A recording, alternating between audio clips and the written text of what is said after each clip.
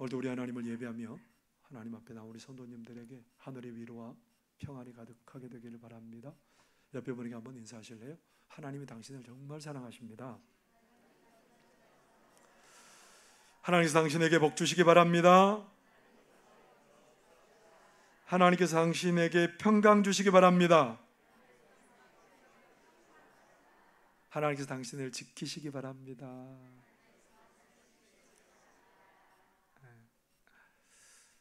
그렇게 되기를 바랍니다. 한국 기독교 목회자 협의회에서 올해 책을 한 권 냈습니다. 무슨 책이냐면 한국 기독교 분석 리포트.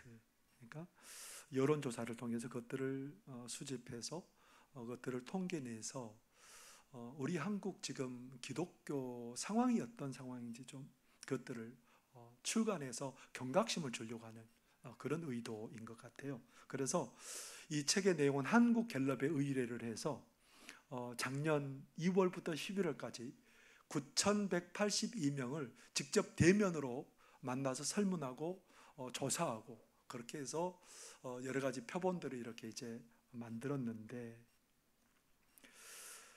거기에 보면 그 내용이 보면 그렇습니다. 조사 결과가 어떻게 나왔냐면 종교가 있다고 하는 사람, 기독교를 비롯해서 다른 무엇을 믿는 사람들이 몇 프로나 되냐면 36.4%. 그러면 종교가 없는 사람들이 몇 프로예요? 계산해 봐야 되죠. 그러니까 2017년부터 그러니까 종교가 없는 사람들의 비율이 50%를 넘어섰습니다. 2017년에 53%가 넘었어요. 그리고 2022년에 몇 프로가 됐냐면 63.4%가 됐어요. 종교가 없는 사람이 63.4%예요. 점점 더 그 비율은 높아가고 있답니다. 사람들이 뭐에 관심이 없어요? 종교에 관심이 없어요. 세상이 점점 더 그렇게 변해가고 있답니다. 올해 1월에는 우리 개신교인 2,000명하고 다른 종교를 가진 사람 1,000명을 설문조사를 했습니다. 우리 기독교인들 중에 30%가 예수님은 믿지만 교회는 안 간답니다. 예수님 믿지만 교회 안 가는 이유가 뭔지 아세요? 그 이후에 30%가 뭐였냐면, 그러니까 가장 주된 원인이 뭐였냐면 얽매이기 싫어서. 얽매이기 싫대요. 그리고 18%는 뭐냐면 코로나 때문에, 15%는 목회자에 대한 인상이 안 좋아서, 그리고 11%는 교인들이 배타적이고 이기적이어서. 그래서 기독교인의 30%는 교회 안 나간대요. 그리고 이제 그 1,000명을 대상으로도 했다고 그랬잖아요. 이제 다른 종교를 가진 1,000명. 그러니까 내 종교가 아닌 다른 종교에 호감 있는 종교에 대해서 이제 설문을 했는데 불교가 몇 프로 나왔냐면 32%, 가톨릭이 28%, 유교가 11%, 우리 개신교 몇 프로 나왔을까요? 50%? 얼마나 좋겠어요? 7%. 여러분, 우리 개신교가요, 유교보다 더 적게 호감을 갖는 종교라고 그렇게 나왔습니다. 여러분, 왜 이런 상황이 도대체 벌어졌을까요? 이런 상황을 그냥 손 놓고 앉아서 쳐다만 보고 있어야 될까요? 이런 상황을 어떻게 해야 돌파해 갈 수 있을까요? 비가 추적추적 내리는 주일 아침에 서울 강북에 있는 베델 선교 교회에, 그 교회 앞에 아침부터 노숙인이 이불을 뒤집어 쓰고 그리고 남루한 겉옷을 가지고 비를 이렇게 맞고 있었습니다. 그렇게 앉아있는데 사람들의 반응이 제각기 달라요.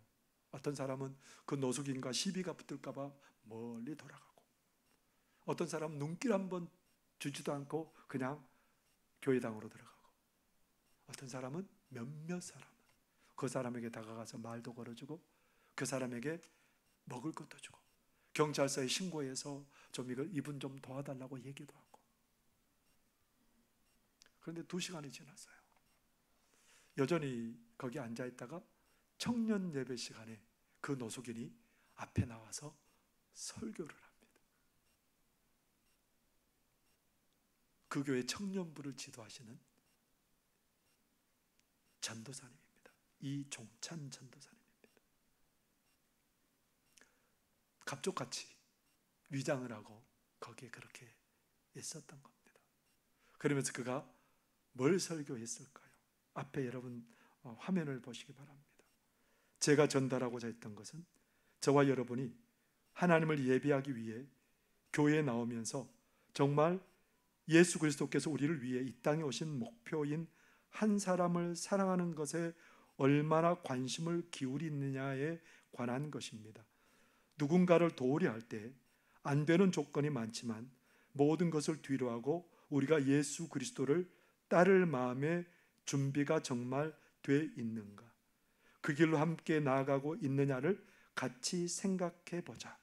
노숙인을 돕고 말고의 피상적인 행동이 아니라 기독교인으로서 소외된 이웃을 사랑하고 예수 그리스도의 제자가 되는 일에 힘쓰고 있는가에 대해 고민해야 된다. 예수 그리스도를 따르고 있느냐는 얘기예요. 예수님의 제자로 살아가고 있느냐는 얘기입니다. 그 설교를 듣고 그 청년들이 어떤 얘기를 하냐면 주의 사랑을 닮아가는 방법에 대해 더 깊이 생각해 보게 되었습니다. 또 어떤 청년은 하나님의 사랑을 체험한 사람으로서 그 사랑을 흘려보내는데 더 힘쓰겠다고 다짐했습니다. 그런 반응을 보였답니다. 뭐에 힘써야 된다는 거예요? 예수 그리스도를 따르는 제자인지 우리 자신을 다시 한번 살펴봐야 된다는 거예요. 여기에 계신 우리 성도님들은 예수님의 제자입니까? 예수님을 따르는 사람들입니까? 러시아의 유명한 작가이기도 하고 노벨 문학상을 수상한 솔제니친이라는 사람이 있습니다. 그가 서구 기독교를 바라보면서 서구 기독교는 아무런 기대를 할 수 없다고 탄식합니다. 그는 이렇게 말합니다. 여러분 앞에 자막을 보세요. 서구 기독교인들의 거의 대부분은 교인들, 교회의 자리를 채우는 사람들, 빈 마음으로 노래를 부르는 사람들, 설교를 입맛대로 맛보는 사람들이다. 심지어 거듭난 신자 또는 성령 충만한 은사주의자들일 수도 있다. 그러나 진정한 의미의 예수의 제자는 아니다. 만약에 우리가 제자도의 참 의미를 배우기를 원하고 또 실제적으로 제자가 되고자 한다면 서구의 기독교는 변화할 것이다. 뭐가 문제라는 거예요? 교회에서 예배를 드리고 하나님을 찬양하고 그런 사람들은 있는데, 거듭난 신자들도 있고 그런 사람들이 있는데 뭐가 없다는 거예요? 예수님을 따르는 제자들이 없다는 겁니다. 만약에 그들이 제자의 삶을 선택했다면 서구 기독교가 소망이 있고 사회를 복되게 바꿨을 거라는 거예요. 근데 누구도 제자의 삶을 따르는 그 희생의 자리에는 안 가려고 한다는 겁니다. 데이비드 왓슨은 제자도에서 이렇게 기록하고 있습니다. 여러분들 한번 자막을 다시 보시기 바랍니다.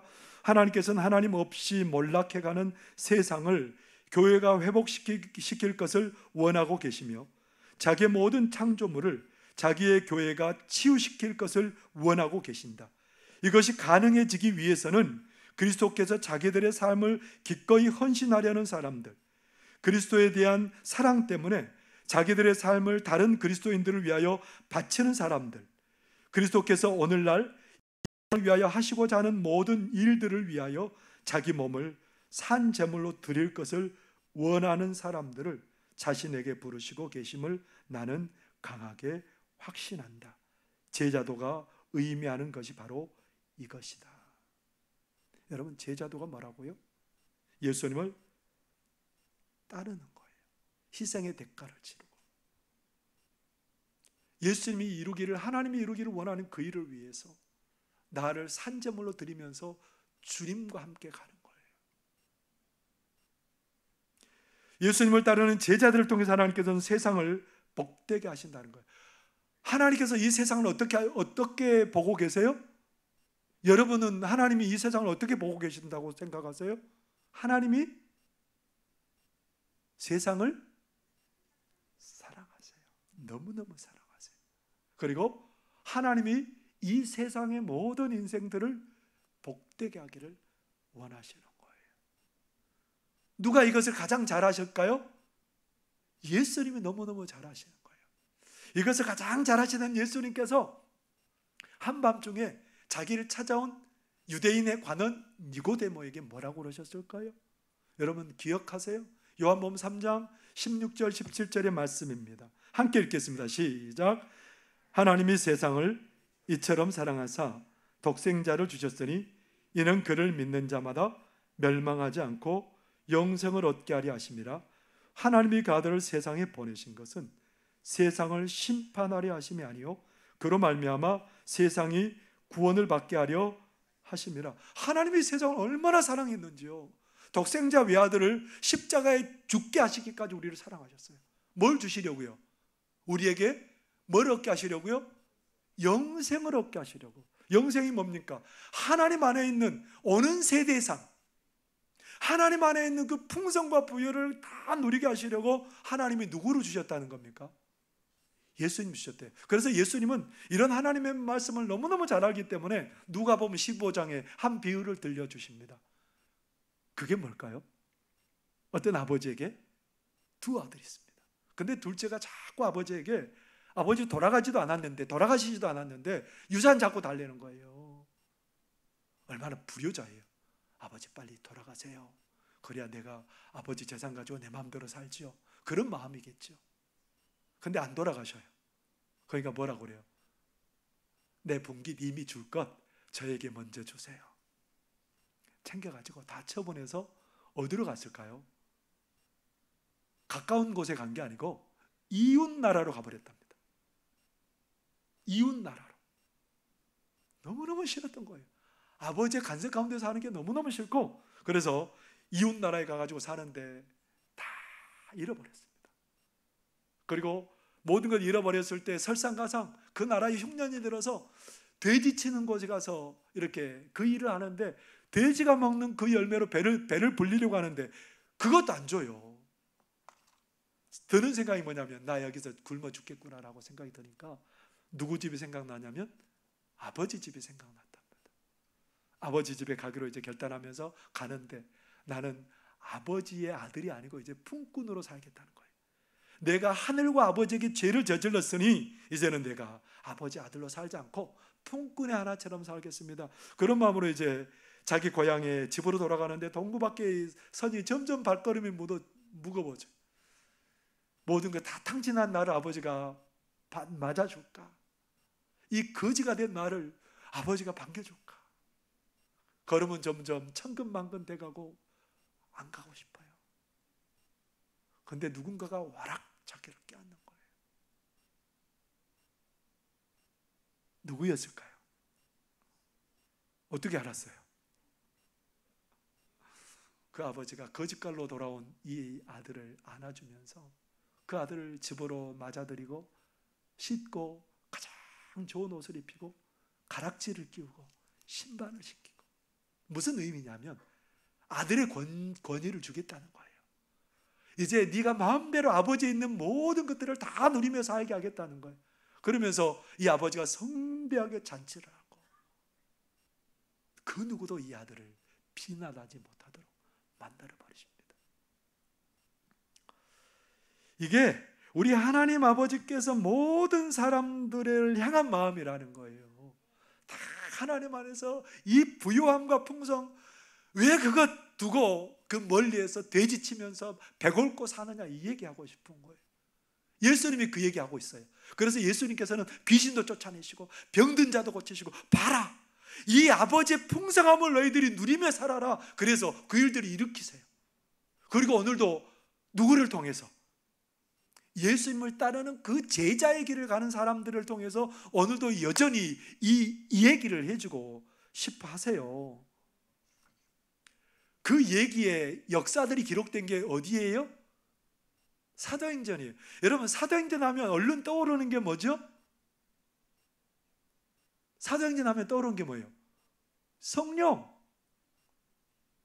예수님께서, 부활하신 예수님께서 제자들에게 부탁하신 게 뭐예요? 예루살렘을 떠나지 말고 하나님께서 약속하신 바 성령을 기다리라는 거예요. 마가의 다락방에서 기도하고 있을 때 성령이 그들에게 임하시고 어떤 일이 벌어져요? 복음의 역사가 쭉 이렇게 계속해서 퍼지게 되죠. 구원받는 자들이 더하게 되죠. 여러분, 사도행전 하면 그것밖에 안 떠올라요. 그렇죠? 근데 사도행전에서도 절대로 잊어서는 안 되는 또 한 단어가 있어요. 성령이라는 단어를 잊어서도 안 되지만 또 한 단어 잊어서는 안 되는 단어가 있어요. 그게 뭘까요? 그게 뭘까요? 제자라는 말이에요. 제자.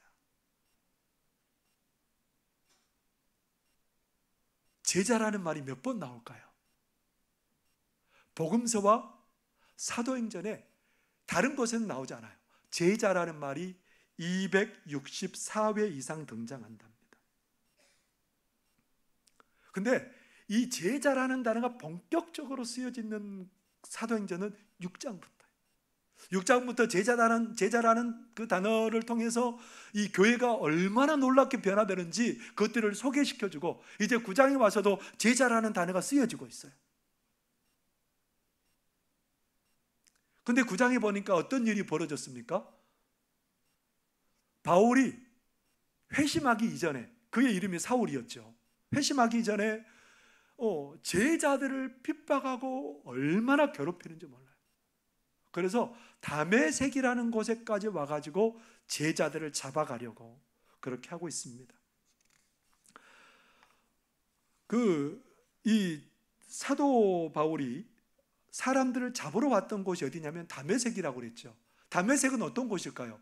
수리아의 번성한 도시입니다. 이방 지역이에요. 근데 그 지역에 누가 살고 있었냐면 수많은 유대인들이 살고 있어요.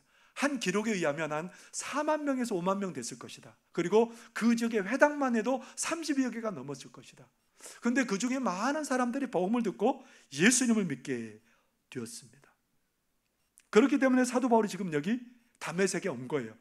사도행전 9장 1절에 보면 사울이 주의 제자들에 대하여 여전히 위협과 살리기가 등등하여 대제사장에게 가서 공문을 받아가지고, 그리고 예수 믿는 사람들을 끌어다가 잡아다가 예루살렘에 끌고 가서 그들을 죽이기도 하고 괴롭게 하려고 그런 사명을 가지고 왔던 거예요.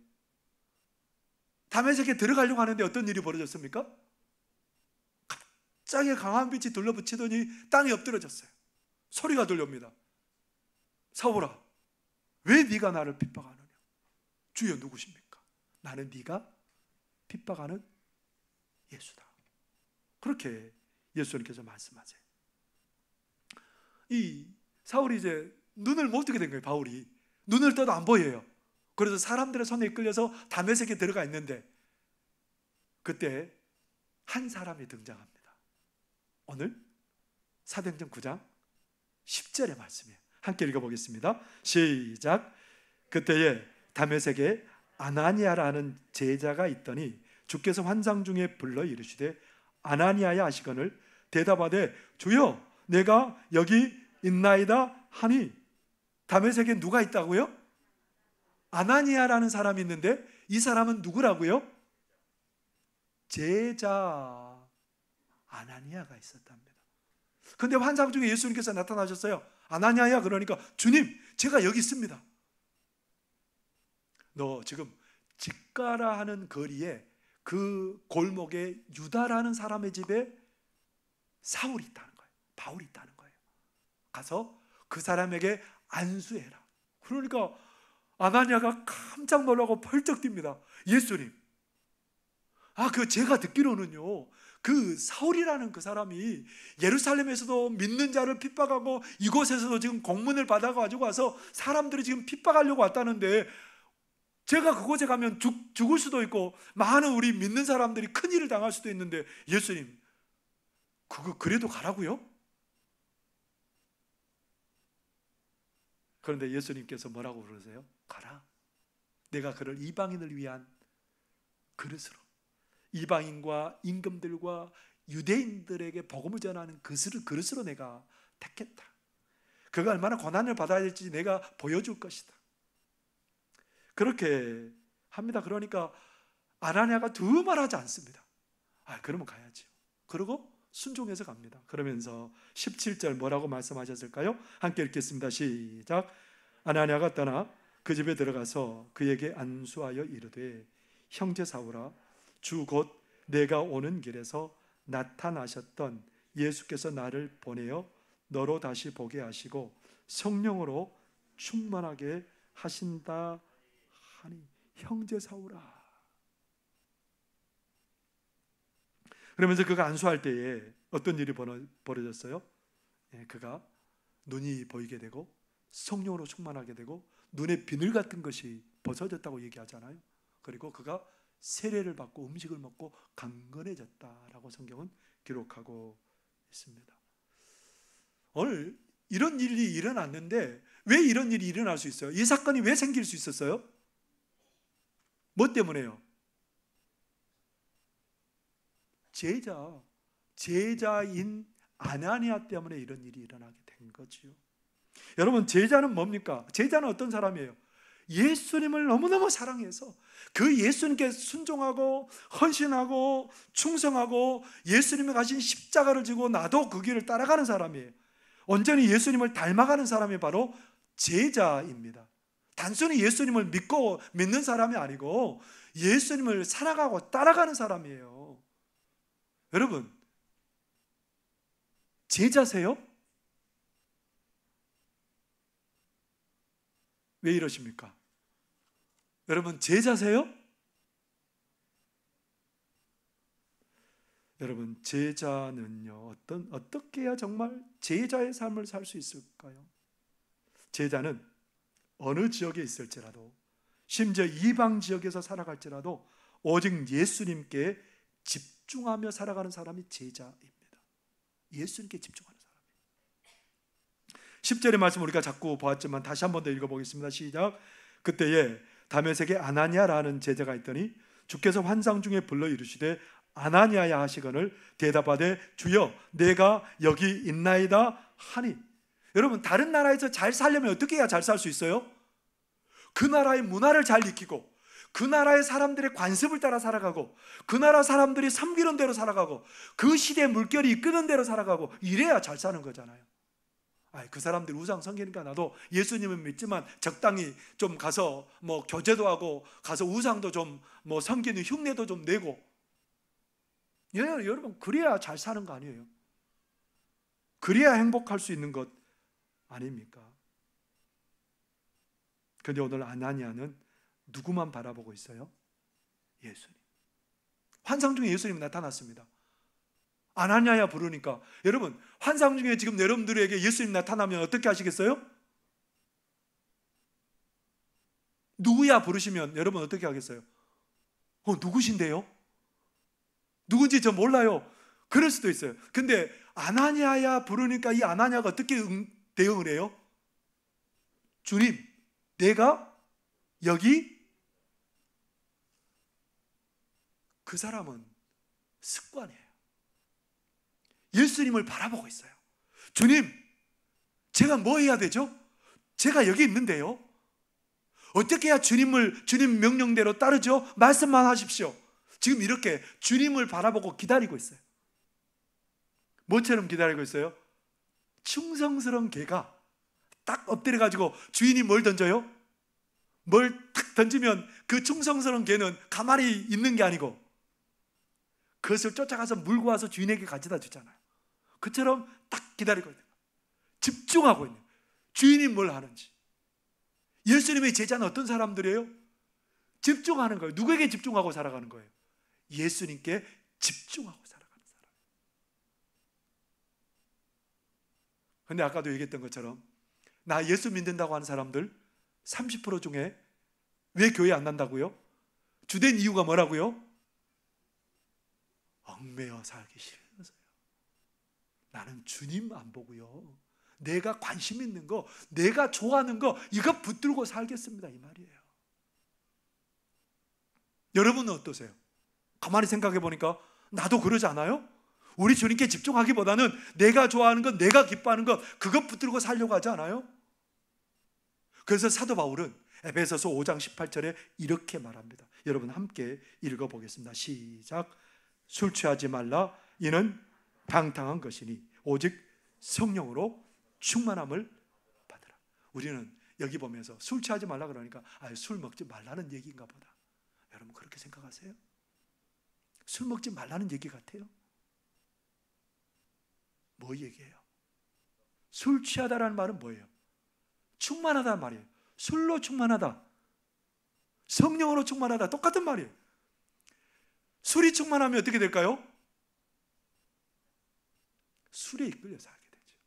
성령으로 충만하면 뭐에 이끌려 살까요? 성령에 이끌려 살게 돼요. 뭐에 집중하나에 따라서 다르게 이끌림을 받고 살아간다는 겁니다. 사실은 여기에서 술은요, 단순한 술이 아니에요. 내가 좋아하는 것들이에요. 우리에게 묻는 거예요. 너희들이 성령으로 충만한 삶이냐, 술에 충만한 삶이냐. 절대로 술에 충만한 사람은 예수님의 제자가 될 수 없어요. 누구만 예수님의 제자가 될 수 있어요? 성령으로 충만하고 순간순간 주님 바라보고 주님의 명령에 따라 사는 그 사람이 제자가 될 수 있다는 겁니다. 미국의 목사님 피터가 해군 군목으로 가게 되었는데 이제 교정에 이르렀는데 교관이 신입생들에게 학교 수칙들을 막 얘기를 해줘요. 학교 수칙을 15가지를 얘기해 주는데 하는 말이 뭐냐면, 제군들 여러분들이 지금 이 15가지를 다 기억하지 못해도 괜찮습니다. 그러면서 하는 말이 뭐냐면, 나의 가르침에 매 순간 복종하겠다는 결심만 확고하다면 학교 생활을 잘 해낼 수 있다는 거예요. 그러면서 이 피터 목사님이 깨달음이, 영적인 깨달음이 온 거예요. 내가 하나님의 진리를 다 알 수는 없지만 날마다 나를 인도하시는 그분에게 순종하여 살아가면 하나님은 나를 인도하실 거라는 그 믿음이에요. 여러분, 우리가 예수님에 대해서 다 모를 수도 있어요. 그러나 순간순간 예수님께 집중하고 예수님께 이끌려 살아갈 때에 우리의 삶은 제자로서 바른 삶을 살게 될 줄 믿습니다. 제자는 누구에게만 집중한다고요? 예수님께 집중하고 살아가는 거예요. 그 삶이 사람을 복되게 할 줄 믿습니다. 또한 제자는요, 죽기로 결단하고 살아야 돼요. 누구를 위해서 죽겠습니까? 네, 우리 주님 위해서 죽기로, 순교의 각오로 살아가는 사람이에요. 여러분 13절 말씀 한번 읽어보겠습니다. 시작. 아나니아가 대답하되 주여, 이 사람에 대하여 내가 여러 사람에게 듣사온즉 그가 예루살렘에서 주의 성도에게 적지 않은 해를 끼쳤다 하더니. 그리고 1절에 보면 이 제자들 향해서 위협과 살기가 등등했다는 거예요. 무슨 말입니까? 예수님을 따르는 제자들에게 뭐가 있다는 거예요? 항상 좋은 일들만 있는 게 아니고 죽을 일들이 닥칠 수도 있다는 겁니다. 위협이 닥칠 수도 있다는 거예요. 아까도 사도행전 6장에 제자라는 말이 나온다고 그랬죠. 사도행전 6장 1절과 7절에 보면 제자의 수가 많아졌다고 말해요. 그래서 교회가 문제가 생겨도 문제가 되지 않아요. 잘 돌파해요. 근데 더 중요한 게 있어요. 여러분 6장 거기서부터 시작해서 7장 8장에 이르기까지 누가 나온 줄 아세요? 제자인 스데반이 등장해요. 그가 순교의 제물이 돼요. 무슨 말입니까? 예수님을 따르는 제자들은 결국은 뭘 각오하고 살아가야 된다는 거예요? 죽음을 각오하고 살아간다는 거예요. 누구를 위해서? 우리 주님을 위해서 죽기를 각오하고 살아가야 된다는 겁니다. 이런 일로 인해서 이 제자의 길을 통해서 복음이 유대와 사마리아와 그리고 나중에 이방 지역까지 전파되는 역사가 일어나고 사람들이 구원받는 역사가 일어난 줄 믿습니다. 여러분, 예수님을 믿는 것으로 끝나는 게 아니에요. 우린 예수님을 믿는 것에 멈춰서는 안 된다는 겁니다. 제자의 삶을 결단하고 사시기를 바랍니다. 제자의 삶, 해도 되고 안 해도 되고 아니에요. 제자의 삶은 필수적인 거예요. 그 삶을 따라갈 때에 결국은 많은 사람들이 하나님의 복을 누릴 줄 믿습니다. 그 삶의 길은 어떤 상황에서도 예수님 바라보는 거예요. 죽음을 각오하고 살아갈 때에 제자로서 복된 삶을 살아갈 줄 믿습니다. 여러분은 제자입니다. 제자의 길을 걸어가는 믿음의 사람들이 다 되시기를 바랍니다. 기도하겠습니다. 하나님 아버지 고맙고 감사합니다. 우리는 제자인 줄 믿습니다. 하나님, 제자인 우리는 오직 예수님께 집중하고 예수님을 따라가고 순교의 각오와 결단으로 하나님 주님 따르는 삶을 살 때에 많은 사람들 우리를 통해서 놀라운 생명과 은혜와 복을 누리는 역사가 있게 하여 주옵소서. 예수님의 이름으로 기도하옵나이다. 아멘. 찬송 455장